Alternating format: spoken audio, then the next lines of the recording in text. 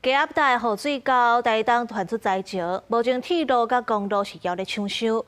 台东的上埔村有个徛家是去雨水放山引起，太麻里和金峰乡嘛有真侪大路面和土石流淹掉咧。卑南乡和台东市区涨水才总算退啊，今仔日煞个淹起来，居民是真无奈。落几夜的大雨，台东县南回公路真侪路段发生土石流，阻断路面。公路局沿路抢修，暂时疏通一线道会当通行。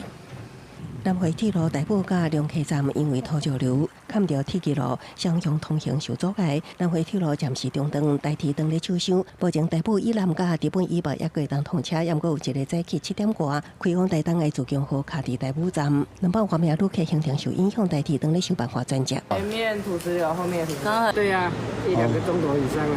伫大埔村大鸟社区有真侪民家予土石流冲入出来，居民规暝唔敢困。有换那个沙包，本来早上没有换沙包，早上没有换沙包，说更严重。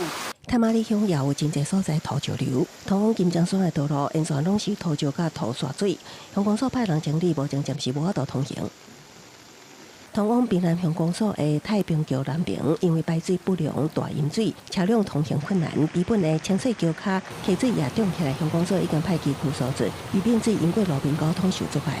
台东市区方向路65巷一带30多户民家，20只堆淹水，真无简单水退啊，即马个淹，民众清理出来清甲手软。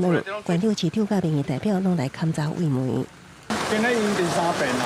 能够做的是感谢市公所跟议会能够立即做一个慰问金的发注，那以及我们来补助防水闸门，能够在第一时间先挡住水。市区的绿色本坑山区也因为排水未赴，为山顶冲洗大量的土刷水，附近居民将车驶上大路警告用路人。另外，台东市观光景点里岐山也有土石流，请用路人爱注意。目前公路局甲铁路拢在积极抢修，南回铁公路也呼吁民众，赛车经过南回公路爱驶离土石流。公视新闻采访报道。